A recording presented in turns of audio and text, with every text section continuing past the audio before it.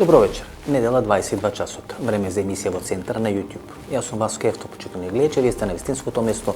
Зошто, бидејќи во наредните 45 до 50 минути и вие и јас имаме право да знаеме вистината. Вечерва и во четврток ќе има две емисии. Едната емисија посветена на СДСМ, втората емисија посветена на ВМРО ДПМН. За вечерва беше планирана емисијата за СДСМ. Му се извинувам на господин Ненад Јовановиќ, бидејќи интервјуто ќе го објавиме во четврток. Меѓутоа, бидејќи ВМРО ДПМН најави бојкот на локалните избори во Штип, ми се чинеше дека е многу поактуелно прва да биде емисијата за ВМРО ДПМН, за состојбите во ВМРО ДПМН, а во четврток да биде емисијата која ќе биде посветена на состојбите во СДСМ и политиката која води Зоран Заев и СДСМ. Значи вечерва емисија на тема кој е кој во ВМРО ДПМН, зошто ВМРО ДПМН ги бојкотира локалните избори во Штип, најблиски соработници на Христијан Мицкоски и луѓе кои се претенденти на тронот или да го заземат местото на Христијан Мицкоски во врвот на македонската опозиција. Вечерва ќе биде емисијата една мешавина на моја политичка анализа, што се случува во ВМРО ДПМН, што ќе се случува во ВМРО ДПМН и одредени пикантности анализи на сите работи кои изминатите неколку години бе битни за нашата најголема македонска опозициона партија и ќе има интервју со Борче Стамов, кој беше градоначалник на општина Дојран, беше портпарол на Министерството за надворешни работи во мандатот на Никола Груевски и е сега член на иницијативниот одбор за свикување на вонреден конгрес на кој треба да му биде изгласана недоверба на Христијан Мицкоски. Значи на емисија во трајање некаде од 50 до 55 минути, кој ќе биде составена од два дела или ќе биде намешавина на два дела, на моја политичка анализа, на поодредени политички контраверзи и пикантни работи кои се поврзани со македонската опозиција и интервју со Борче Стамов.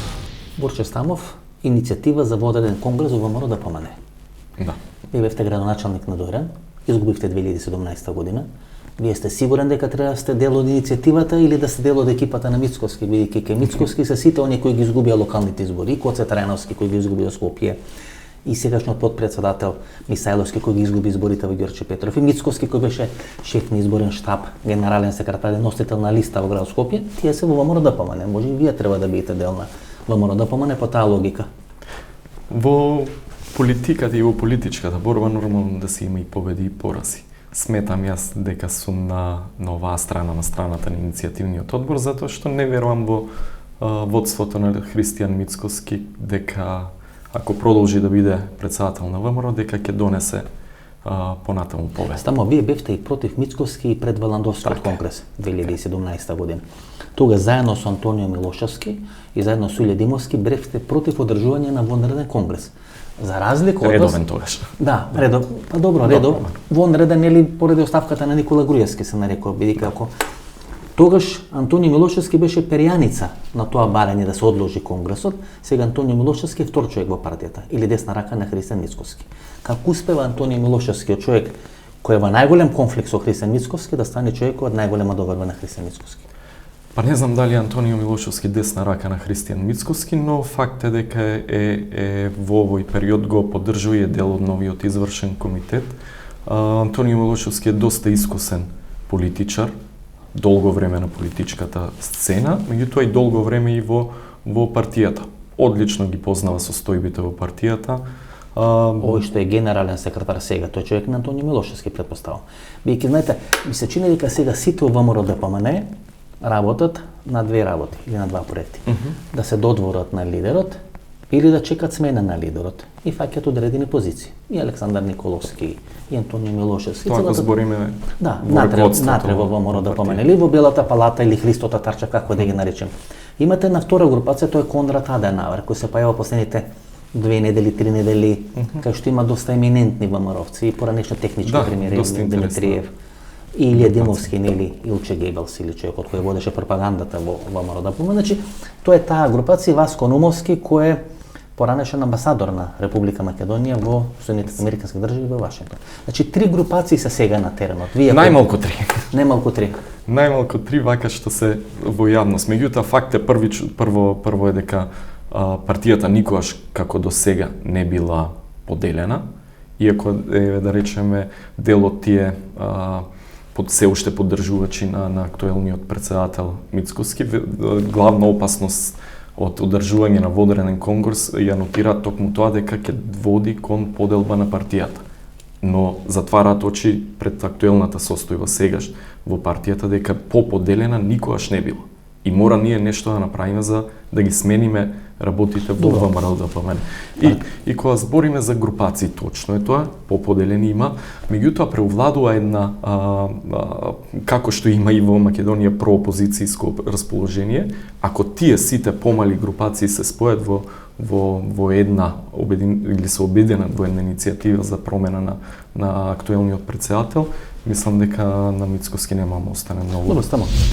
ВМРО ДПМН, или подобро речено Христијан Мицковски, најави дека ќе ги бойкотира локалните избори во Штип и во Пласница. Всушност ќе ги бойкотира изборите за нов градоначалник со мандат некаде од 9 до 10 месеци во Пласница и во градот Штип. Градот Штип е еден од бастионите на ВМРО ДПМН. Тој е центар на македонскиот исток. Се сеќавате на оние пресконференции на Владко Ѓорчев каде му се заблагодарува на македонскиот исток, а тој е градот Штип и центар на целата таа околија. Всушност, најголем дел од ВМРО-ската историја е поврзана со градот Штип. Нема град кој е многу повеќе или поважен за историјата на ВМРО ДПМН од градот Штип. Можеби да е Солун кај што е формирана таа организација, можеби да е градот Софија, можеби да е Благоевград или ја Сандански во Република Бугарија, меѓутоа градот Штип е еден од клучните градови за историјата на ВМРО ДПМН. Од Штип или Ново село кое е сега сраснато со градот Штип, потекнати Тодор Александров и Ванџо Михајлов, во Штип има работено и има предавано Гоце Делчев, што значи дека Штип е центарот на ВМРО-штината на некој начин. Значи не е тоа град од типот на општина Центар, или општина Куманово, или општина Ресар, можеби и Гевгелија, кои се бастиони на СДСМ, кај што СДСМ губел и добивал, меѓутоа тоа било бастион или центар на СДСМ, општината во Република Македонија. Штип е еден од градовите кој што е центар на ВМРО ДПМН. Во таков град сега Христијан Мицковски најавил бойкот на изборите. И знаете што, почитувани гледачи, ако се вратите на пресконференција, каде што се најавува таа предизборна или постизборна коалиција помеѓу ВМРО ДПМН, партијата Алијанса на албанците и алтернатива на Африм Гаши, тамо Христијан Мицковски на почетокот на пресконференцијата бара во Република Македонија да бидат организирани предвремени парламентарни избори. Ако бара предвремени парламентарни избори, кога треба да се организираат тие избори? За 2 години или за 2 месеци? Бидејќи знаете, ако барате предвремени парламентарни избори, за предвремени парламентарни избори не постои ситуација на COVID-19, на умирање на луѓе или на заразување на луѓе од корона, тоа важи само кога има локални избори во Штип. Знаете, тоа се контрадикторности во однесувањето на Христијан Мицковски. Најавува дека ќе ги бойкотира локалните избори во Штип, зошто? Бидејќи многу луѓе се заразувале и многу луѓе умирале од COVID-19 или од корона, меѓутоа во исто време, кога ја промовира таа коалиција со Африм Гаши и со Зијадин Села, тој бара предвремени избори во Република Македонија. Ако барате предвремени избори и сте сигурни дека ќе имате предвремени избори, тие избори нема да ги правите во јуни или во јули, ќе ги правите во декември, во јануари, февруари, најдоста во март. Тогаш нема да има корона криза. Тогаш нема да има пандемија. Пандемија ќе има само за локалните избори во Штип. Знаете, тогаш се поставува прашањето: зошто Христијан Мицковски ги бойкотира изборите во Штип? Дали се плаши од короната или се плаши од анкетите? Јавна тајна е какви се анкетите или какви анкети беа направени и од СДСМ и од ВМРО ДПМН за локалните избори во градот Штип. На првите 3 места беа луѓе кои се блиски до СДСМ. Дури на 4-тото место беше името на Илчо Захариев. Илчо Захариев е поранешен градоначалник од редовите на ВМРО ДПМН. Беше на функцијата градоначалник на Штип до 2017 година. Од сите кадри на ВМРО ДПМН, Захариев најдобро стоеше на тие анкети, иако беше на 3-то, односно на 4-то место. Меѓутоа Мицковски не се договори со Илчо Захариев. Понудата на Христијан Мицковски не беше прифатена од Илчо Захариев. Била поради лични причини, не е битно, не е битен мотивот зашто тоа не е прифатено. Меѓутоа, освен Илчо Захариев, уште неколку кандидати го одбиваат Христијан Мицковски. Дури од кога неколку луѓе или неколку кандидати го одбиваат Христијан Мицковски и не прифаќаат да трчат во центарот на македонскиот исток, а се сеќавате што на 23 октомври, токму во Штип, на годишнината на револуционерната борба, кажа Христијан Мицковски дека локалните избори во Штип нема да бидат обични избори, туку тоа ќе бидат избори за спас на Република Македонија. И одеднаш 2 или 3 недели подосна Мицковски го бойкотира спасот на Република Македонија. Значи, ако тие избори се избори за спас на Република Македонија, што се случува во овие 3 недели за ВМРО ДПМН, Мицковски, македонската опозиција да се откажат од борбата за спас на Република Македонија. Значи, велам, од кога 3 или 4 кандидати го одбиваат Христијан Мицковски и одбиваат да бидат кандидати на ВМРО ДПМН на градоначалничките избори во Штип, дури тогаш Мицковски одлучува дека треба да ги бойкотира тие избори. Дел од македонските портали, кои се блиски на овој иницијативен одбор за свикување вонреден конгрес, пишува за одредена координација кај што врват на ВМРО-ДПМН, Мицковски, Александар Николовски, Антони Милошевски, еден новинар кој е близок до целата ова структура, а е представува Гордана Силјановска, во понеделникот разговарале и правеле координација како да го убедат извршниот комитет на ВМРО-ДПМН да прифати бојкот на изборите. На самиот извршен комитет има дисонантни тонови. Дел од членовите на извршниот комитет инсистира да се оди на локални избори во градот Штип, меѓутоа сепак успева Мицковска да ја протне својата идеја за бојкот на изборите, која е потврдена вчера, односно во саботата. Така ВМРО-ДПМН во рок од 9 години ги бојкотира 2 изборни циклуси, референдумот 2018 година и локалните избори во Штип. И погледајте го тоа лидерско портфолио на Христијан Мицковски, почитувани гледачи. 2018 година бојкотирање на референдумот во Република Македонија. Па подоцна губење на локалните избори со Боро Малборо во Ново село, каде што ВМРО-ДПМН требаше да шутира пенал и да даде 10 гола разлика, па подоцна изборите во Охрид, каде што со 4 до 5000 гласа разлика ВМРО-ДПМН губи од кандидатот на СДСМ, па губење на претседателските избори, па фемкање дали доди на предвремени парламентарни избори, ВМРО-ДПМН бараше да бидат одложени тие избори, да не се случат на 15 јули, инсистираше тие избори да бидат закажани за почетокот на септември, со идеја и со тенденција да ги пролонгира поради корона кризата до недоглед тие избори, па дури имаше најави дека тие треба да се случат наредната година, 2021 година, со можност појување на предвремени локални избори или на вонредни локални избори кои би биле поместени 6 месеци порано и тие редовни парламентарни или вонредни парламентарни избори. Кога тоа не му успеа, кога оценувањето да бидат пролонгираните избори не му успеа, под притисок на меѓународната заедница, Христијан Мицковски прифати да учествува на изборите на 15 јули. Ги изгуби изборите на 15 јули и ја измисли она смешна приказна дека всушност победил на изборите ако не биле гласовите на БЕСА. Подоцна доби мандат од Централниот комитет на партијата да формира влада, бидејќи е победник на изборите. Од кога не формираше влада, од кога не победи на изборите, а имаше дадено изборно ветување дека ако не формира влада и ако не победи на изборите сам ќе се поднесе оставка, влезе во процес на бранење на Белата палата. Му беше организиран иницијативен одбор кој треба да спроведе конгрес за негово спенување, меѓутоа има седница на Централниот одбор на ВМРО-ДПМН, кај што Христијан Мицковски им соопштува на членовите на Централниот одбор дека нема да учествува на вонреден конгрес ако те изгласаат вонреден конгрес. Всушност тоа е порака испратена до членовите на Централниот комитет дека ако Христијан Мицковски не е лидер на партијата, ниту тие нема да бидат членови на Централниот комитет и на извршниот комитет на ВМРО-ДПМН. На тој начин, почитувани гледачи, една мала група на функционери или политичари од врвот на ВМРО-ДПМН, 150 до 200 на број, всушност се условуваат, се оценуваат или се подржуваат меѓусебно. Тие се или во раководството на партијата, или членови на извршниот комитет, или членови на Централниот комитет, или нови делегати на конгресот, кој треба да биде формиран од страна на Христијан Мицковски. Тој конгрес треба да се случи наредната година. Не се овие делегати од стариот конгрес кои барат свикување на вонреден конгрес за гласање на доверба или недоверба на Христијан Мицковски, туку треба да бидат нови делегати. И тие 150 до 200 луѓе кои меѓу себе комуницираат, меѓу себе се оценуваат, меѓу себе се подржуваат или помеѓу себе се храбрат, всушност владеат со партијата. Тие знаат дека ако падне Христијан Мицковски, паѓате нивните политички кариери. И тоа ги поврзува помеѓусебно. Тие знаат дека ако еден од нив падне, знаете, тоа е како кочан пченка, ако се извади едно зрно, всушност целиот кочан ќе биде многу полесно да биде совладан, односно да биде расклатан, сите зрна да паднат. На тој начин функционира во моментот ВМРО-ДПМН. Никој на никого не верува. Секој во секого гледа противник и непријател, меѓутоа се условени меѓусебно да комуницираат, да ја бранат Белата палата, да ја чуваат Белата палата, бидејќи само тоа им гарантира континуитет на нивната политичка кариера. И членовите на Централниот, и членовите на Извршниот комитет, и председателството околу Христијан Мицковски и новите делегати на Конгресот кои треба да ги избери Христијан Мицковски, знаат дека ако падне Мицковски, падна целата конструкција. Едноставно, снимаме денес сабота. Да.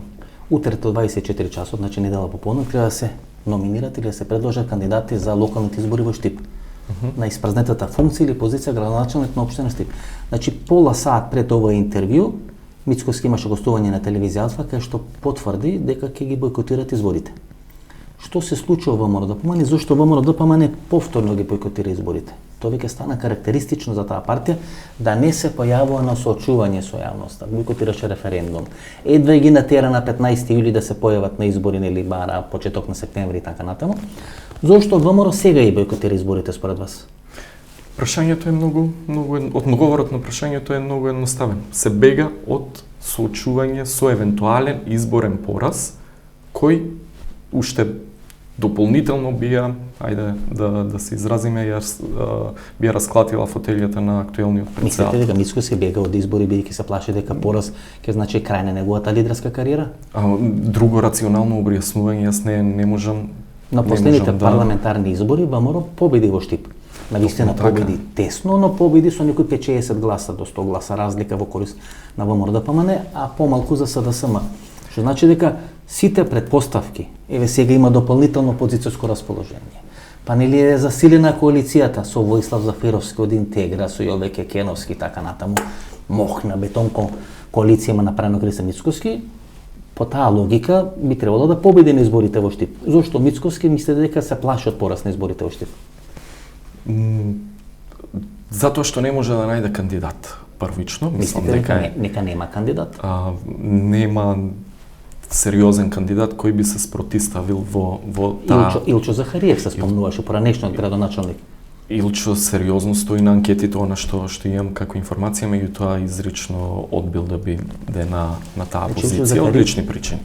Илчо Захариев го има одбиено, значи Христен Мицкоски. Да, но имаше варијанта дека некој директор на Бетон, како кадровско решение на Јордан Орце Камчев би можел да биде кандидат, тоа се говореше до пред 3 или 4 дена и одеднаш веќе партијата почна да леферува спинови или да решила полуинформации дека нема да учествува на изборите.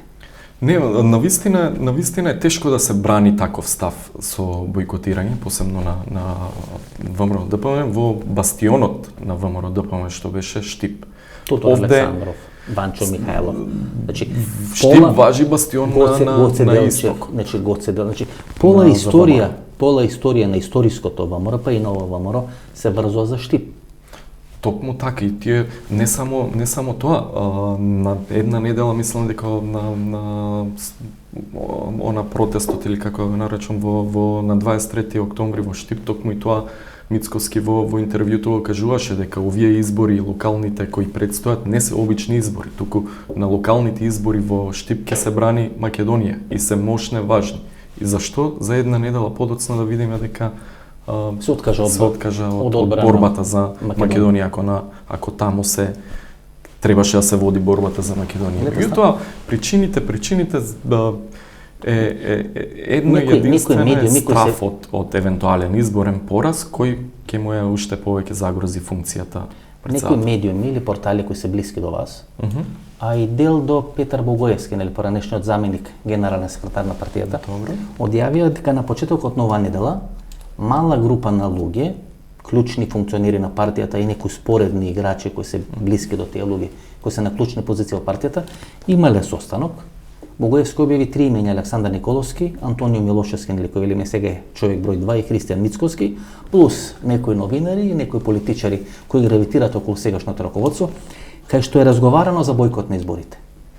Да, ги прочитав тие написи и кај што се координираат пред извршниот што беше одржан во средата. Па мислам дека не идува на голема поддршка па и внатре во извршниот и во структурите на партијата таа одлука. И токму затоа мислам дека на некој начин потесен круг или од раководството има потреба да се подготват за да ја бранат. Дојдејќи тешко и неодбранлива е таа теза за бојкотирање. На извршниот нема поддршка, нема доминантна поддршка Мицкоски. Има спротивставање. Мислам дека на извршниот ќе помине било каква одлука која ќе биде застапувана или брането од председателот Мицкоски. Меѓутоа факт е дека за бојкот во Штип нема 100% Станов, говориме за извршниот во средата. Добре. Така, Дафина Стојановска излегува и во име на партијата носителката во 6-та изборна единица, член на извршниот комитет на ВМРО ДПМН, вели дека ВМРО првично најава дека ВМРО ќе ги бојкотира изборите во средата. Денес сабота, значи побара одложување на изборите. Се побара одложување на изборите поради ковид криза така натаму. Денес Мицкоски категорично. Што се случува на извршниот во средата? Има ли опречни опозицијски размислувања дека не треба да се бојкотираат изборите? Од информациите кои стигнаа до мене или до иницијативниот одбор, ми имаме сознание дека имало и дискутанти што земале зборот дел членови на извршниот комитет кои биле против таквата одлука со образложение дека воопшто не е ВМРО-вски да се откажеш од борба. Ово што се случува во Штип е само дел на еден процес.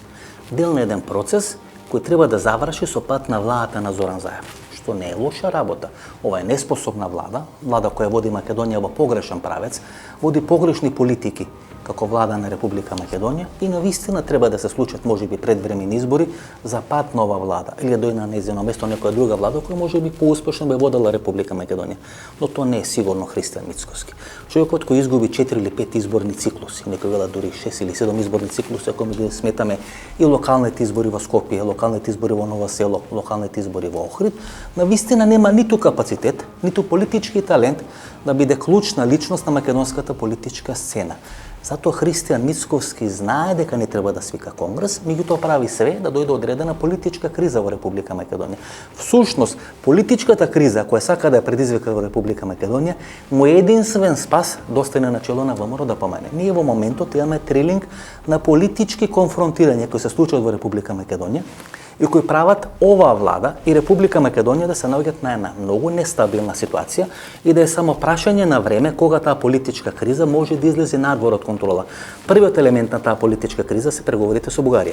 Тука нема добитна позиција. Или Македонија ќе капитулира и ќе стане членка на Европската унија, односно ќе отпочне преговорите со Европската унија, или нема да капитулира и нема да отпочнат тие преговори со Европската унија. Вториот елемент или вториот крак е ова корона криза или ова хистерија околу короната криза. Навистина многу луѓе умират, многу луѓе се заразуват и во ек на таа корона криза се јават одредени олигарси и тајкуни блиски на ВМРО ДПМН, блиски на Христијан Мицкоски, како Јордан Орце Камчев, кои се обидуваат да купат колку е возможно повеќе доктори од македонското јавно здравство и да ги префрлат во систина. Значи, во ек на корона криза тие се обидуваат и така слабото македонско здравство дополнително да го ослабат. И третиот елемент е всушност со бојкот на изборите, меѓутоа сега како бојкот или кој бојкотира че не се јава Христијан Мицкоски ВМРО ДПМН, туку се јава целата македонска опозиција, да се предизвика и политичка криза. Значи имаме приза во преговорите со Бугарија, корона криза и политичка криза. Тие три кризи треба да му возможат на Христијан Мицкоски да остане на чело на ВМРО ДПМН, а на Јордан Орце Камчев да остане на слобода во Република Македонија. Вечерва на полнок истекува рокот кој треба да бидат доставени кандидатурите за идните кандидати за градоначалници на Пласница и на општина Штип. Дали СДСМ ќе го прифати бојкотот или уцената на ВМРО ДПМН или нема да прифати? Дали Зоран Заев ќе му фрли гума за спасување на Христијан Мицкоски или нема да му фрли, ќе знаеме за 2 сати. Меѓутоа, ако Зоран Заев и ова влада влезат во политичка криза, а Христијан Мицкоски ја турка работата кон политичка криза, тога Зоран Заев веројатно ќе треба да го спасува Христијан Мицкоски. Најголемата инвестиција на Зоран Заев, а тоа е Христијан Мицкоски, ако има локални избори во Штип, ќе заврши својата политичка кариера. Тоа го знаат и од иницијативниот одбор за свикување на вонреден конгрес, меѓутоа прв тоа го најави Никола Тодоров, поранешниот министар за здравство, еден од шефовите на избирачките штабови, односно на изборните штабови на ВМРО ДПМН, кој ВМРО ДПМН гази на сите избори во Република Македонија. Значи Никола Тодоров некаде пред 2 месеци прави психолошки профил или психолошка анализа на Христијан Мицкоски. Тоа е септември месец во неговата колумна за Дојче Веле. Тога за прв пат Никола Тодоров вели овој човек ќе направи све да ги бојкотира локалните избори во Штип. Зошто бидејќи знае дека ќе биде поразен. И знае дека ако биде поразен во Штип, тоа ќе значи крај на неговата политичка кариера. Тоа го знае Христијан Мицкоски и затоа ги бојкотира локалните избори во Штип. Тоа нема врска ни со корона, ни со ковид, ни со пораз или победа на Доналд Трамп. Нема врска со ништо. Нема врска ни со ланскиот снег. Има врска само со фотелјата на Христијан Мицкоски. Основата зошто треба да бидат бојкотираните избори е Христијан Мицкоски да остане на чело на ВМРО ДПМН. Вие го обвинувате Мицкоски дека си ја штити фотелјата. Сметате дека Мицкоски му е дадена последната шанса во Штип од сегашните членови на извршниот и на Централниот комитет? Дали овие избори во Штип требаше да бидат последната шанса на Христијан Мицкоски? Му се бара оставка, тој самиот најави оставка дека ако не формира влада и ако не победи на изборите, дека ќе се поднесе оставка. Истите овие работи ги правеше и пред 15 јули, бараше одлагање на изборите во септември, па во октомври, така натаму. И дека ако не беше притисокот на меѓународната заедница, дека мора да излезе на избори на 15 јули, тој немаше да излезе на тие избори. Значи, се оно што се случеше, значи, ќе беа втори или трети пролонгирани избори или неодење на избори, имаше референдум, кај што немаше став дали е за или е против, дури последниот ден рече дека е за бојкот, до последниот ден не знаевме. Се бунеше против изборите на 15 јули и сега овие клучни избори за градоначалник во општина Штип. Што се случи во таа партија? Вие се претворите во партија која е машина за бојкотирање, а не за победување на избори.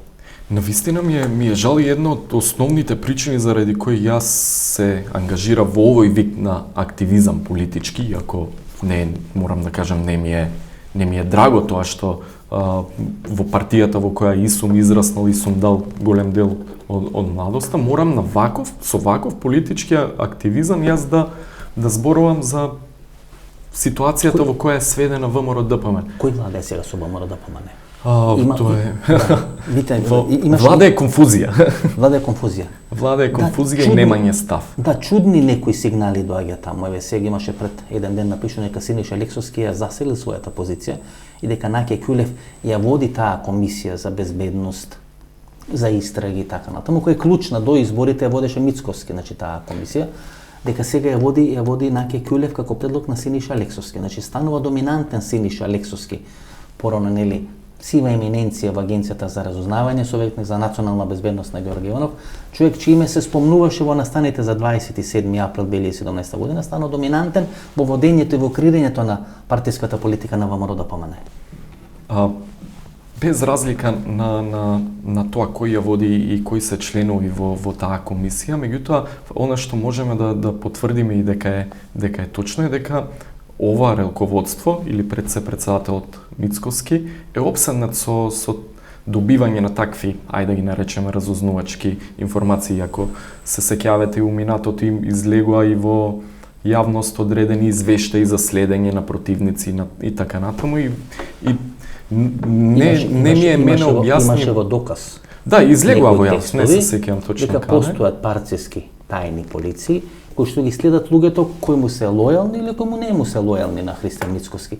И дека таа комисија до изборите ја води Христијан Мицковски, и дека сите тие афери, сите тие работи кои се слеваат во партијата се контролирани од Мицковски. Дури, нели како пишува, му било замерено на Мицковски дека некои од бомбите кои ги имал не ги искористил пред изборите на 15 јули против Зоран Заев, дека како дел од тие бомби били искористени, Зоран Заев ќе ги бил политичко минато. Значи тоа со обвинувањето, па и дел од вашиот иницијативен одбор, тие обвинувања му ги става на адреса на Христијан Мицковски.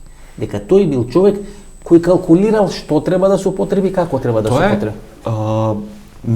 Еве, морам да кажам, не знам детали за тоа, меѓутоа тоа се збореше пред изборите, пред започнувањето на кампањата. Прво, дека водиме, ќе победиме со 10 пратеници, 5 до 10 пратеници, и второ е дека имаме такви, значи секој член на ВМРО-ДПМН знаеше и збореше дека имаме такви бомби кои кампањата која ќе одекнат ќе... Зошто не ги користи Мицковски тие бомби? Има ли бомби? Или немало, или не се искористени. Јас зошто не ги искористам, не може навистина е... Партиска полиција. Сега е повеќе на вака... Да, тоа е некој заштитен знак стана на ВМРО-ДПМН. Значи, во она анализа која Никола Тодоров ја прави во Дојче Веле, во својата колумна за Дојче Веле, некаде септември месец, пред 2 месеци, во 7 или 8 точки го анализира политичкиот и психолошкиот профил на Христијан Мицковски. И тогаш прв пат, значи тоа е некаде пред 2 месеци, Никола Тодоров проценува дека Мицковски ќе ги бойкотира изборите во Штип. И навистина Мицковски ги бойкотира изборите во Штип. Значи луѓето го имаат веќе проценето, психолошкиот профил на Мицковски. Точно можат да го проценат што ќе прави. Предвидливе веќе што ќе прави на политичката сцена. 3 години на таа позиција лидерска не се малку и се сосема доволно време за посебно лидер со таков ограничен лидерски капацитет, еве, да се изразам, не е проблем да се предпостават следните чекори. Токму затоа нашиот став е дека треба да има конгрес и час поскоро треба да избереме ново раководство на ВМРО-ДПМН кој ќе даде надеж за победа, бидејќи со ова раководство раководење на Христијан Мицковски со партијата, јас а и многу други членови кои што имам комуникација не гледат дека ќе можеме да го поразиме СДС. Има неколку структури, неколку групации кои имаат своји кандидати, кои имаат своји фаворити и кои се гледаат како групација кои може да дојдат на местото на групацијата на Христијан Мицковски, да седнат на чело на ВМРО-ДПМН, да имаат своји кандидати за председатели и да учествуваат во разврската во најголемата македонска опозицијска партија. Тоа се 3 или 4 структури и ние поединечно ќе ги анализираме сите тие политички структури, нивните фронтмени, нивните желби, нивните амбиции и нивните проекции што ќе се случува со ВМРО-ДПМН. Првата структура е структурата на Антонио Милошевски. еден од поранешните функционери на ВМРО-ДПМНЕ, министар за надворешни работи, во моментот лично со врвот на ВМРО-ДПМНЕ со најдолг стаж во врвот на партијата. 2017 година Антонио Милошевски и неговата групација барат одложување на Валандовскиот конгрес.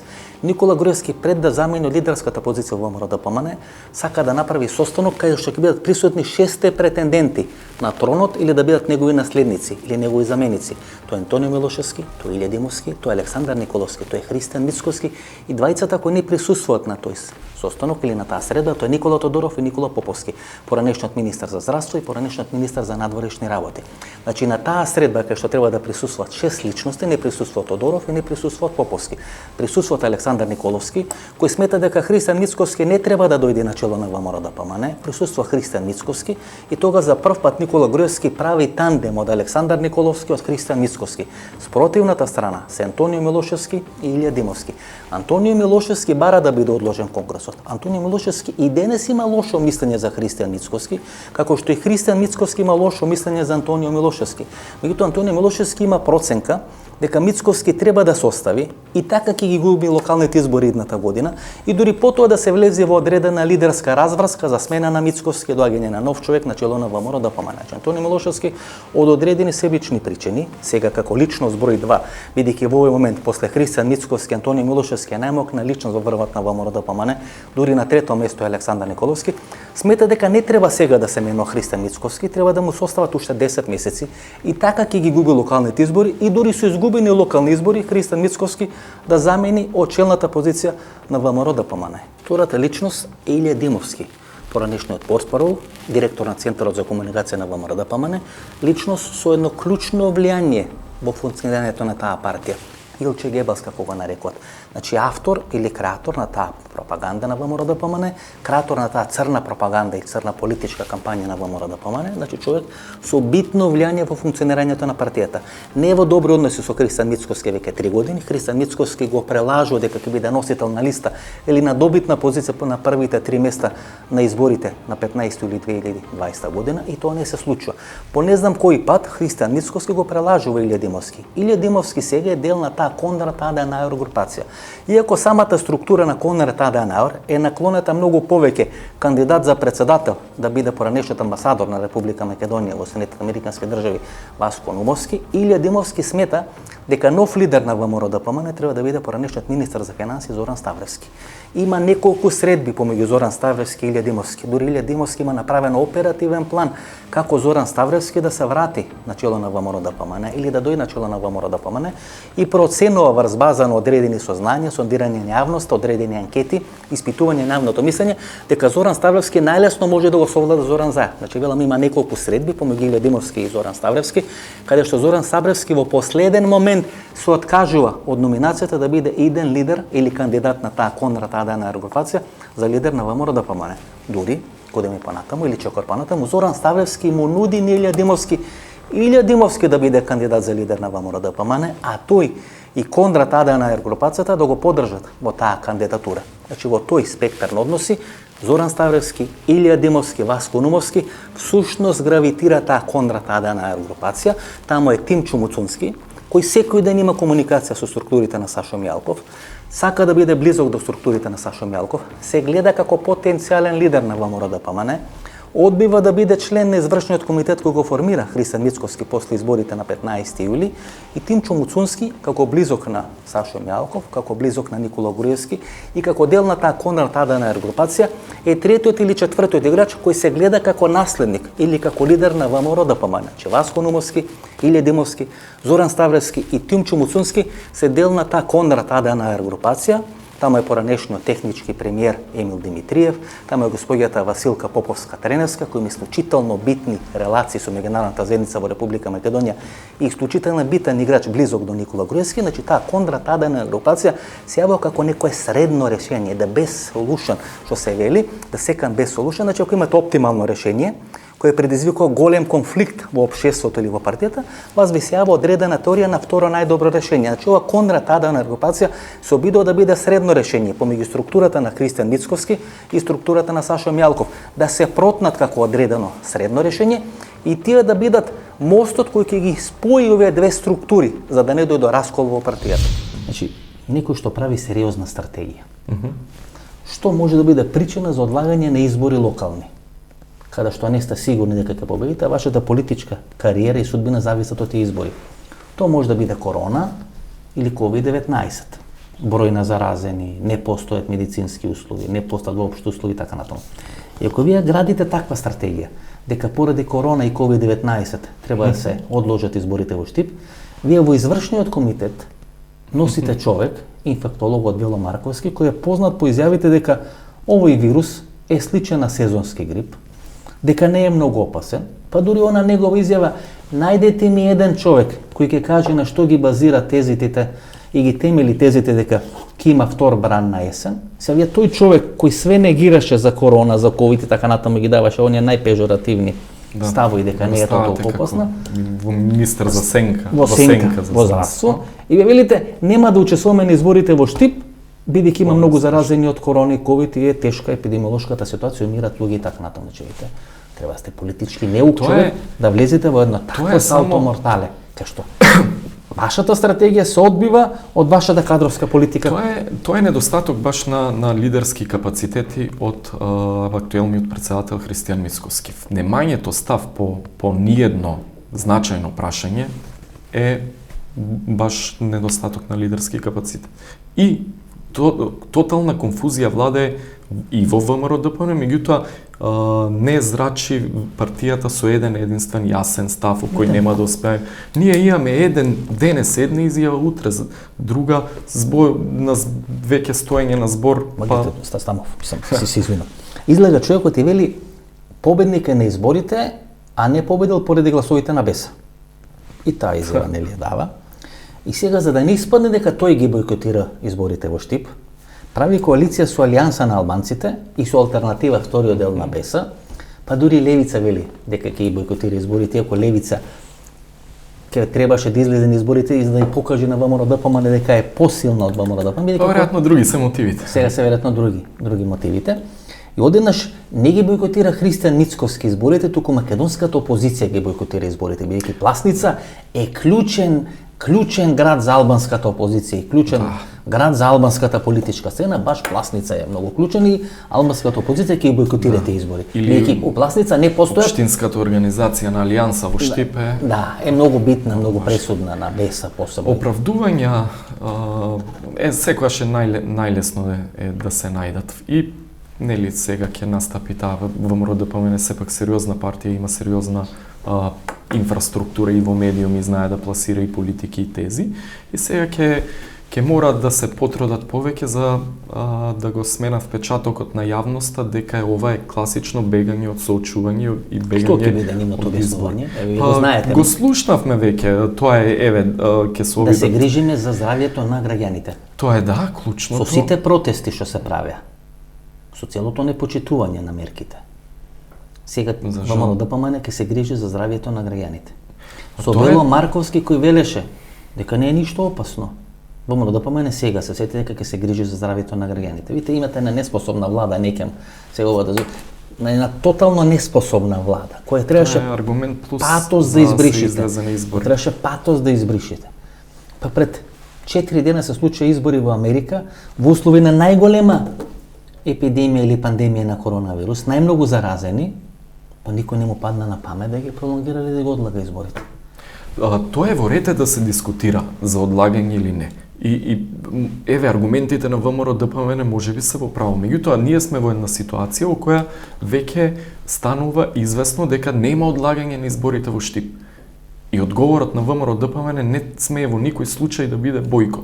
Иако се она што се збори во врска со короната би можело да се протолкува, меѓутоа во ситуација кога изборите ќе се одржат со или без ВМРО, ДПМН треба да се излезе на избори. Кога веќе одиме со одредени пикантности, цело време во Република Македонија, почитни гледачи, или во тие ВМРО-овски кругови, важи правилото дека Христијан Мицковски е човек на Сашо Мјалков. И дека Христијан Мицковски е изборот на Сашо Мјалков за нов лидер на ВМРО ДПМН по заменувањето на Никола Груевски челната позиција на партијата. Не, изборот на Сашо Мјалков е Никола Поповски. Дури има неколку средби помеѓу Сашо Мјалков и Никола Поповски, кај што Сашо Мјалков успева да го убеди Никола Поповски да биде наследник на Никола Груевски. Пресвртот се прави на средба помеѓу Никола Груевски и Никола Поповски, каде што Никола Груевски му вели Никола Поповски, ти си се она што јас би сакал да биде некој мој син, ако имам син во иднина. Меѓутоа ти немаш храброст да ја водиш ВМРО ДПМН. Така Никола Поповски се откажува од лидерските амбиции. Сите тие преговори кои во Суши Копар ги прават Сашо Мјалков, реформаторите предводени од Петар Богоевски, Александар Михајловски, да го убедат Никола Поповски како фаворит на меѓународната заедница да биде наследник на Никола Груевски, паѓаат вода после средбата на Никола Поповски со Никола Груевски. Сега Никола Поповски сака да биде исто така мост помеѓу структурите на Мицкоски и структурите на Мјалков. Тој не се залага за избор на лидер на Конгрес, бидејќи смета дека мала врхушка во врвот на партијата не смее или не треба да го биде идниот лидер на партијата, туку треба идниот лидер на партијата да се избере на непосредни избори од целото членство, како што тоа го најави СДСМ за пролетта идната година. Никола Тодоров и градоначалникот на Кавадарци Митко Јанчев се интересен тандем. На Никола Тодоров 2017 година самиот Никола Груевски му нуди да биде негов наследник и да биде лидер на ВМРО ДПМН. Никола Тодоров тоа го одбива, сметајќи дека има многу кривични пријави и дека во тој момент не е време, дека доаѓа тешко време тој да дојде на чело на ВМРО ДПМН. Дури потоа Никола Груевски го прифаќа предлогот на Мартин Протуѓер и го избира Христијан Мицкоски како свој наследник на тронот во врвот на ВМРО ДПМН. Значи Никола Тодоров и Митко Јанчев се тандем кој функционира заедно. Тие се пријателски и бизнис поврзани. Всушност Никола Тодоров е главниот советник на Митко Јанчев. Митко Јанчев можеби не ужива доверба кај ВМРО-ското членство или кај делегатите на Конгресот на ВМРО ДПМН, меѓутоа на некои непосредни избори можеби да има шанси, бидејќи всушност треба да биде ВМРО-ска верзија на тоа што е Зоран Заев. ВМРО ДПМН во моментот не може да победи на избори ако не донеси нова субстанца.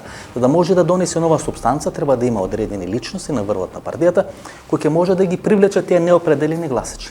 Всушност Митко Јанчев стои многу подобро кај неопределените гласачи отколку што стои кај тврдото ВМРО-ско членство.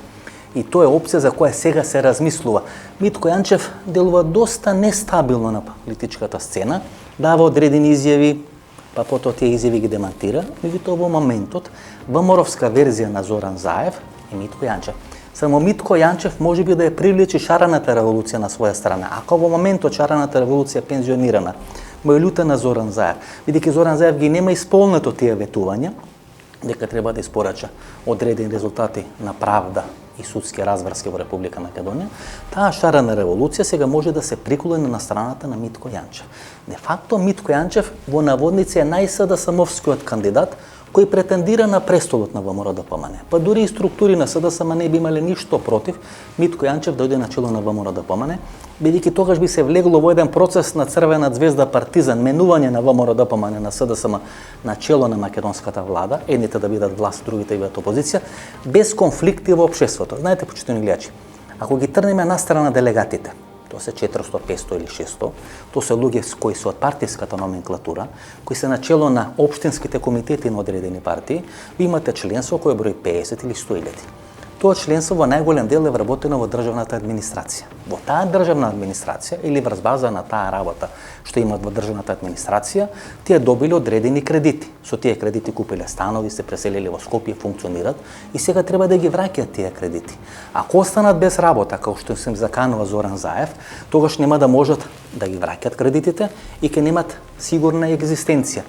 Митко Јанчев им гарантира на тие луѓе прво добра комуникација со Зоран Заев и второ доаѓање на ВМРО ДПМН на власт во Република Македонија. Знаете, вие треба да размислувате како таа структура која има земено кредити од 30, 40, 50 илјади евра, купиле станови, се доселиле во Скопје, имаат живот над нивните можности. Партијата сепак била 12 години на власт.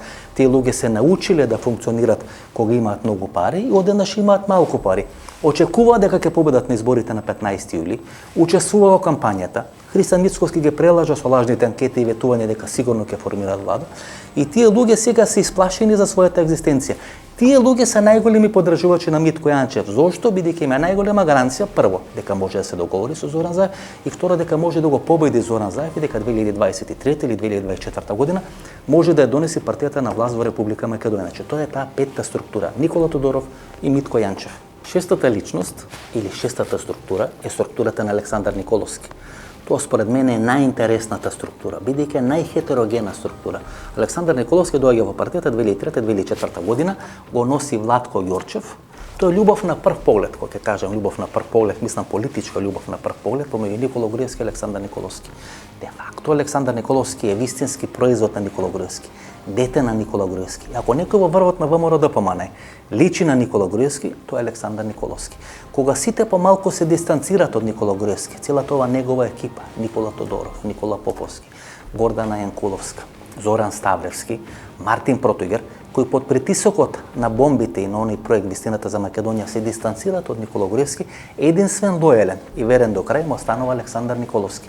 Затоа Александар Николовски, а не министерот за надворешни работи Никола Поповски, е заедно со Никола Груевски присутен на тие средби кои на 27 април 2017 година Груевски ги има со меѓународната заедница во Виена. Александар Николовски е присутен со Никола Груевски на Виенскиот аеродром, кога представници на меѓународната заедница му се јавуваат и му наредуваат на Никола Груевски да се врати во Република Македонија, да се врати во Скопје во 3 сат после полноќи собраќај на македонската јавност и да се обиде да ја врати ситуацијата под контрола, бидејќи ситуацијата излезе на надвор од контрола после упадот на незадоволните граѓани од изгласувањето на владата на Зоран Заев или изборот на Талат Џафери за нов спикер на македонскиот парламент. Значи Александар Николовски е производ на Никола Груевски.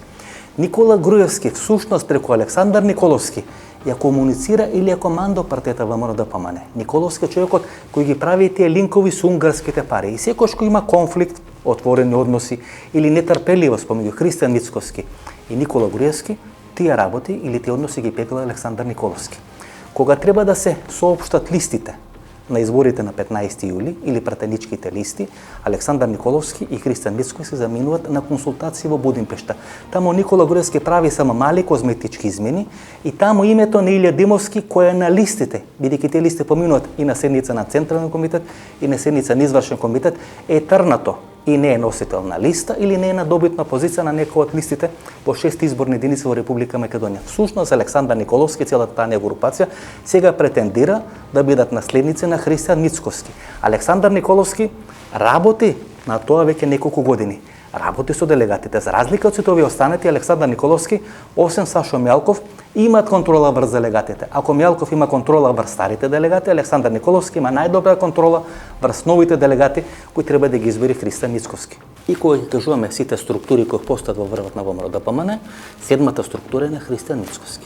Христијан Мицкоски е некоја мешавина на луѓе кои биле блиски на Милјана Киевски, тој е бизнис факторот кој е близок до Милјана Киевски, сега главен играч тамо е Игор Гиевски, човекот за пари, човекот кој знае да прави пари, кој е на висока функција во структурите на ЕЛЕМ, и од друга страна тоа се луѓето на Мартин Протугер. Де факто Христијан Мицкоски е избор на Милјана Киевски, а првенствено на Мартин Протугер.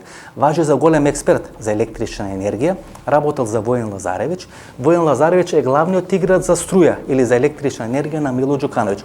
И кога Христијан Мицкоски пред изборите во Црна Гора ги вадеше аферите за луѓето кои се блиски на таа просрпска опозиција во Црна Гора, тоа го правеше бидејќи имаше обврски према Мило Џукановиќ и Војен Лазаревич, кој му беше газда или му беше ментор на Христијан Мицкоски. Значи, Христијан Мицкоски не е човек избор на Сашо Мјалков, тој е првенствено човек избор на Мартин Протугер, а целото бизнис крило на Милјана Киевски во еден временски период, кога Христијан Мицкоски треба да биде избран за лидер на ВМРО ДПМН, застанува на страна на Христијан Мицкоски. Штабот каде што се прави стратегијата за избор на Христијан Мицкоски е во адвокатската канцеларија на Панче Тошковски. Панче Тошковски е човекот најголема доврба на Милјана Киевски. Во адвокатската канцеларија на Панче Тошковски всушност е штабот кој работи и ги убедува делегатите да гласат за Христијан Мицкоски на конгресот во Валандо.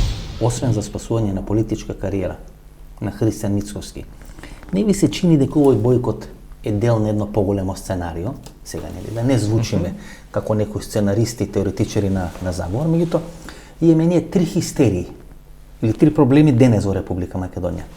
Првата е хистерија се преговорите со Бугарија. Нема да ве прашам бидејќи сте работен во Министерството за надворешни работи и не сакам да ве носам во една непријатна ситуација да давате тези по однос на тоа прашање. Втората хистерија е корона кризата или здравствената криза.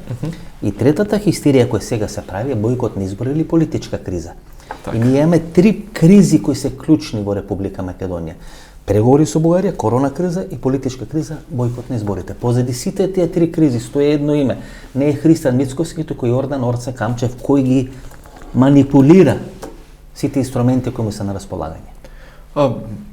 Не, вака, баш би кажам, воопшто не ме интересира каков е ставот или каква е улогата на Орце Камчев. Мене оно што ме интересира каква е улогата на ВМРО ДПМ, мојата партија, во тие кризи. Но вие сте партија која е контролирана од Јордан Орце Камчев. Луѓе кои се сликаат и пијат кафе со Јордан Орце Камчев напредот во ВМРО ДПМ. Станува збор за некој долг од неколку стотици илјади евра кој се доложи кон Јордан Орце Камчев, кој е простен или е пролонгирал, не е битно. Меѓутоа Јордан Орце Камчев има влијание, тој од бомбите го гледаме. Дека може да се јави телефонски, дека може да креира кадрска политика, дека има влијание и така натаму и така натаму. И борбата на Камчев да остане на слобода ја става ВМРО ДПМ како прва борбена линија да се брани за одбрана на Јордан Орце Камчев. Партијата ние многу пати сме го повториле тоа дека партијата моментално е заложник и сега тука можеме да редиме. Меѓутоа пред се е заложник на амбициите на се уште актуелниот председател да стане премиер или е заложник на неговото Мислите дека сака да стане премиер? Па има и такви тези бидејќи Тој единствен политичар кој во опозиција прави пари. Не покажува дека сака да со сета сила онај капацитет што го има политичка партија како ВМРО ДПМН да го сруши Заев. Не гледам дека Има многу шпекулации дека партијата направила пари во изминатиот период. Направила пари со тргување со влијание, како е сега модерно се каже. Разни дупови, разни гупови, детални урбанистички планови, значи тоа се шпекулации дека иако ВМРО ДПМН не е власт во најголем дел од општините, сепак ВМРО ДПМН има гласано за некои промени на урбанистичките планови, дека тоа луѓе во партијата го имаат сериозно наплатено. Тоа се шпекулации. Има шпекулации во Белата зграда и во Белата палата. Но не би посветил толку внимание на тоа, односно на како функционира партијата во овој период. Иако имаше изјави од Мицкоски, онака сме се чуделе ние, дека партијата која ја презел Мицкоски ја кренала од пепел. Тој наследи комплетна, готова, спремна партијска инфраструктура, за разлика од последното превзема или Груевски која доаѓаше кога дојде на чело со ВМРО ДПМН и успеа за 3 години од таква партијска инфраструктура, членство од некаде 150.000 да го сведе на она што е денес се сведува, ајде не речам, предмет на подсме во социјалните мрежи сме ние. Има информации кои не се потврдени, но има информации дека во периодот кога Мицкоски доаѓа на чело на партијата. Партијата има побарување од 12 милиони евра, ненаплатени побарувања, не долгови. Ненаплатени побарувања во висина од 12 милиони евра. Затоа ја нарекуваат најбогата партија во Европа. Партија која има побарување од 12 милиони евра, новиот лидер сака да ја продава зградата. И не да ја продава зградата за да покажи дека е близок на народот, туку да ја продава зградата за да може да се вгради во продажбата на зградата. Неам такви информации или не, пак би кажал проблемот е во тоа ако споредуваме каква била ВМРО ДПМН во минатото и денес, вклучително и од финансискиот аспект на функционирањето на партијата, денес е многу полесно затоа што законот за финансирање на партиите дава можност за многу по-релаксирано раководење и токму тоа се вратиме на тезата е дали Мицкоски воопшто не се бори за да дојде премиер или пак добро му е да седи во опозиција и да биде председател на партија, една богата партија. Да не се лажеме, почитувани гледачи. Во овој момент Никола Груевски се уште стои зад Христијан Мицкоски. Ако Никола Груевски не стоеше за Христијан Мицкоски, тогаш Мицкоски веќе ќе беше поранешен и лекс лидер на ВМРО ДПМН. Има една приказна која вели дека Христијан Мицкоски после губењето на изборите, бидејќи влегува во одредена, како да ја наречем, емотивна криза, не може да се соочи со поразот. Навистина очекуваше победа, така ги убедуваше луѓето, меѓутоа се убеди сами од себе си, затоа ги дава оние нестрекни изјави од типот ако не се гласувате на Беса, јас сум победник на изборите, дека Христијан Мицкоски во една таква емотивна состојба сака да се повлечи од врвот на ВМРО ДПМН, дека Никола Груевски не му дозволува тоа да го направи, дека само по барање на Никола Груевски Христијан Мицкоски понатаму останува да биде лидер на ВМРО ДПМН, бидејќи ова е навистина невкусно што се случува. Вакво тонење, ваква една лидерска мизерија нема никој во Република Македонија. Дури Владо Бучковски многу подостоинствено го напушти челното место на СДСМ, отколку тоа што сега го прави Христијан Мицковски. Велам, Никола Груевски во моментот не му дозволува на Христијан Мицковски да се повлече од врвот на ВМРО ДПМН. Меѓутоа сигналите кои доаѓаат од Будипешта велат дека и Никола Груевски почнува да размислува за нови лица. Два играчи се во фонот на размислување на Никола Груевски, тоа е Александар Николовски и тоа е Васко Нумовски. Васко Нумовски како представник или предлог на таа КОНР, таа на аерогрупација, Александар Николовски како продолжена рака на Никола Груевски, човек кој има контрола врз делегатите, контрола врз партијата, политички писмен, политички интелигентен. Значи, некаде во фонот на таа лидерска битка во ВМРО ДПМН, можеби најсериозни кандидати би биле Васко Нумовски и Александар Николовски. Во таква една битка, Никола Груевски сигурно ќе застане на страна на Александар Николовски, бидејќи негов производ, негово дете. Кондрат Аде на аерогрупацијата е исклучително мокна, една интересна групација.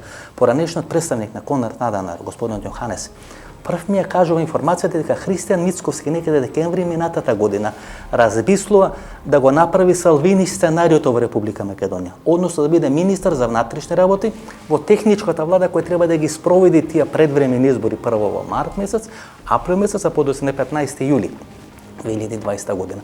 Јас тоа го објавам на мојот портал во Центар и Христијан Мицковски се откажува таа идеја да биде македонски Салвини. Тоа е приказната. Сите ми прашува од каде ми е информацијата дека Христијан Мицковски размислува да биде министар за внатрешни работи во техничката влада. Тоа е од Кондрат Аде на групацијата и господин Јоханес.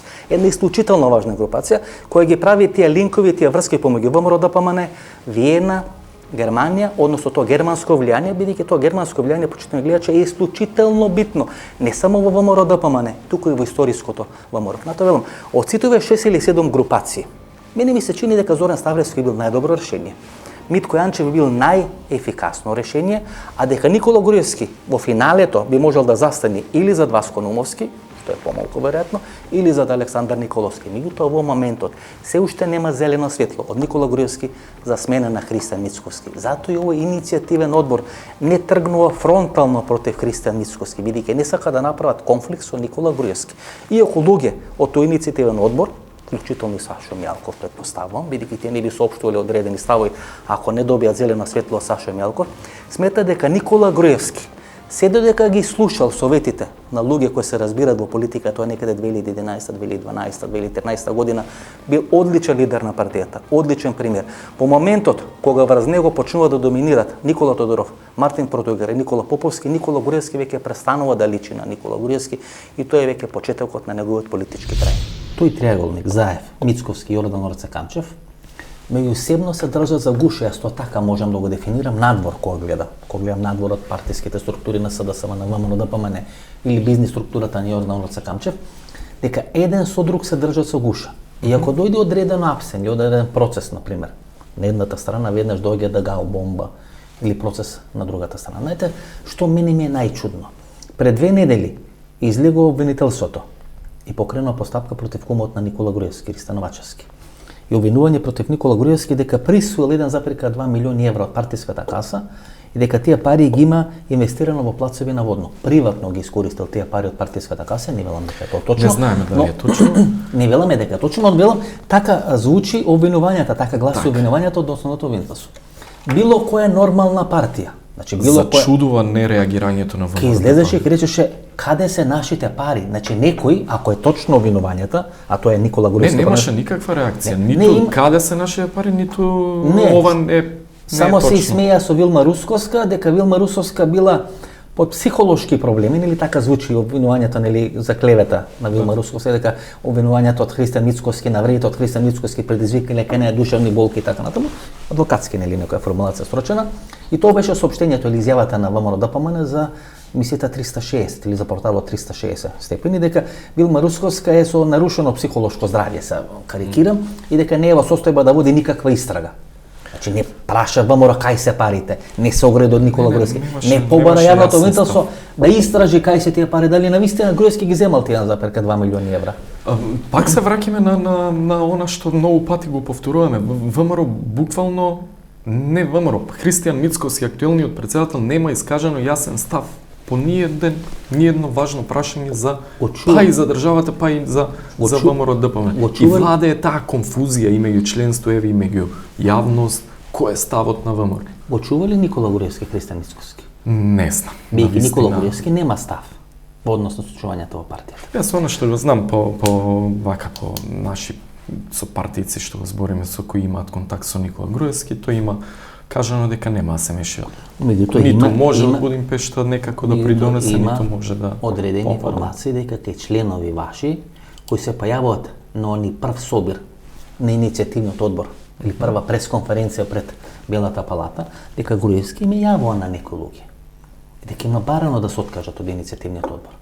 И дека вршил сериозен притисок дека треба да се откажат од Не сум иницијативниот одбор. слушнал за такви, а дека има притисоци врз пред се од еве кога почна, вклучително и врз мене. И тие беа такви, еве ја например имав разговор со еден мој поранешен колега градоначалник кој пробува да се убедат дека да ме убедат дека еве иако сме излегли на преси на се, Мицкоски има широко срце, ќе не прими назад, све правиле грешки и така натаму. Сега можда и други членови на иницијативниот одбор примиле такви повици, понуди, кај проценуваат кај кого што би поминало, меѓутоа Кога говориме за личности со најголемо влијание во врвот на ВМРО ДПМН, тогаш тука е разузнавачот Синиша Алексовски.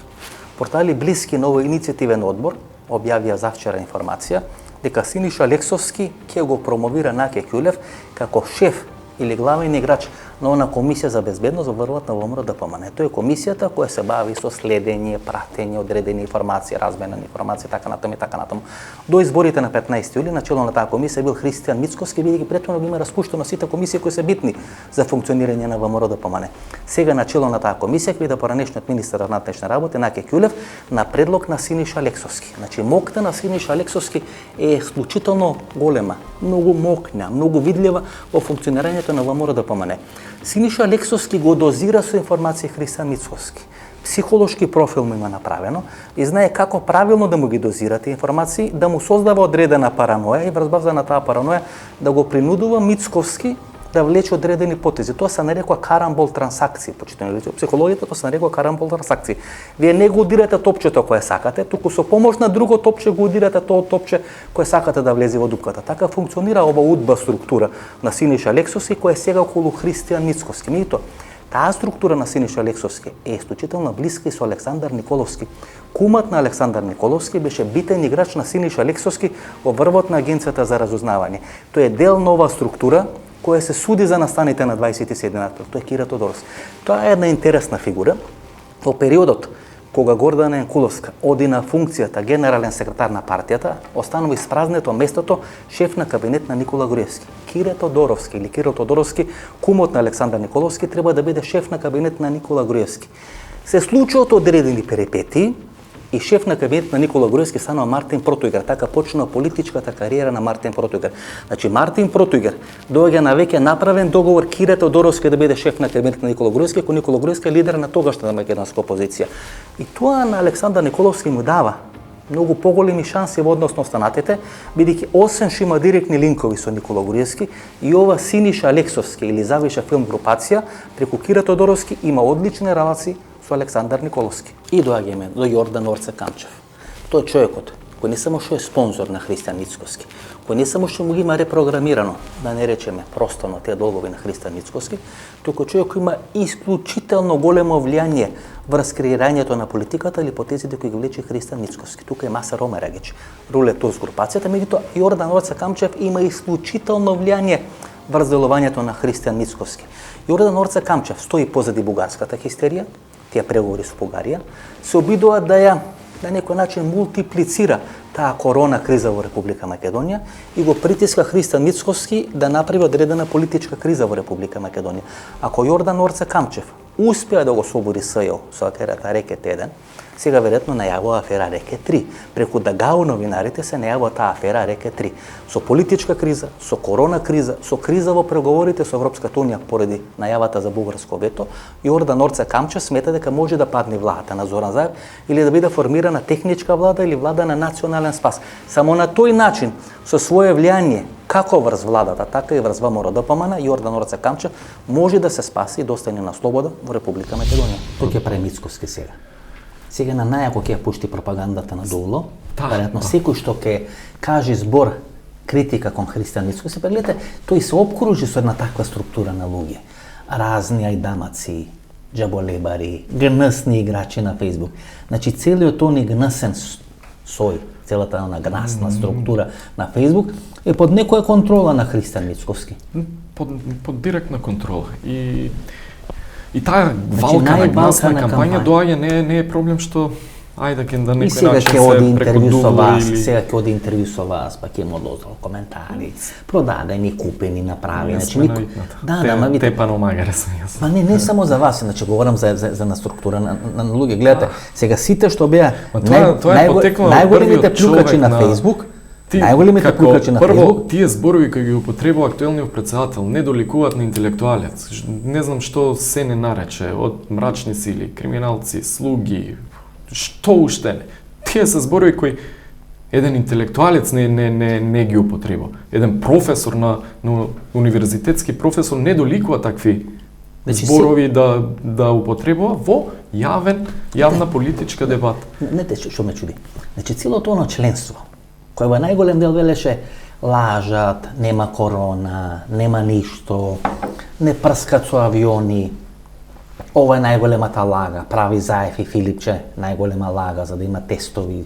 Колку има повеќе тестови, толку има повеќе заразени, толку милиони се заработија тестоите, така натаму и така натаму. Одеднаш истите тие луѓе сакаат да не велат, не треба да има избори во Штип, зошто бидејќи има криза со корона, многу луѓе се заразени, многу луѓе имаат умрано. Кои се тие двојни стандарди? Лицемерие и конфузија, и тоа можеме да го видиме и односно се пресликува сето она што се случуваше мај-јуни. Страф, знаете, мириса на страф. Прва работа која ви доаѓа како асоциација кој ги гледате тие луѓе, кога гледате Мицкоски, значи тој е исплашен човек. Исплашен човек за својата фотелја, за својата позиција. Тој страв го парализира него да се појави на било кои избори. Стравот од евентуален изборен пораз е она што ја носи партијата во бојкот, односно и последиците од тој бојкот ќе бидат и на краток рок негативни, меѓутоа и на долг рок. Ти не може за 9 месеци ќе имаме нови избори во Штип. Како ќе ја бараш поддршката тогаш и од нашите членови, меѓутоа и од оние неопределени, меѓутоа кои не се задоволни од актуелното владеачко и локално и на централно ниво, кога сега велиш дека најдобро е со веде градоначалник значи се водел 3 години кампања дека Штип е растурен град, уништен град, дека ништо не функционира, дека ништо не може да направи, дека ништо не направиле. На крајот победи ВМРО со 100 гласа разлика на парламентарните избори на 15 или во Штип. Значи, сите работи одат во корист на ВМРО, освен ако Мицкоски не исплашен од анкетите што ги има видено, бидејќи тие анкети веројатно покажуваат дека ВМРО-ДПМН или кандидатите на ВМРО-ДПМН не се на првите 2 или 3 места на кандидати кои се најомилени или имаат највисок рейтинг меѓу штипјани. Тоа е уште еден пораз за лидерот на партијата. И плюс тој Илчо Захариев го одбива. Кој е најдобро рангиран од кандидатите на ВМРО-ДПМН. Значи не веруваат во политиката на Христијан Мицкоски, што така го доживува. Тоа што кажав, најголем проблем на Христијан Мицкоски овој период е неможноста да мобилизира квалитетни кадри. Значи не лепи, нема коалицијски капацитет. Ниту лепи, ниту прави нешто за да залепи никого. Тој не може да донесе толку албанци во коалицијата колку што може да избрка македонци. Или колку што може да избрка ВМРО-вци, значи е машина за правење непријатели и противници. Тоа го правеше. Има дарба од пријателите да прави непријатели. Тоа е талентот на Христијан Мицкоски. Исклучително талентиран во тој поглед и тоа го правеше изминативе 3 години, иако јавно прокламира секое зрно во амбарот, меѓутоа секој чекор што го прави мале амбарот е дискредитирање на поранешни функционери партиски кои дале многу во таа партија, дискредитирање на можни, ајде да не речам ликови кои би можеле на некој начин да го земат светлото внатре во партијата. Може ли да завршиме со една шпекулација? Ајде. Дека Будимпешта има дадено налог дека крајот на Мицкоски се гледа. Дека полека и Будимпешта се откажува. Кога кажам Будимпешта, мислам на Никола Груевски. Дека веќе се калкулира околу две имиња. Едното е Васко Нумовски, второто е Александар Николовски. Дека крајот на Христијан Мицкоски се гледа, тоа не треба да си некој експерт или аналитичар или да чекаш потврда од некаков центар или поранешен председател на ВМРО, тоа лесно може да се процени и да се види. Дали и кој ќе биде наследник на Мицкоски, немаме ние како иницијативен одбор, имате свој кандидат кој од вас. Ниту навлагаме во таа дискусија. Вие само сакате да му изгласате недоверба на Христијан Мицкоски.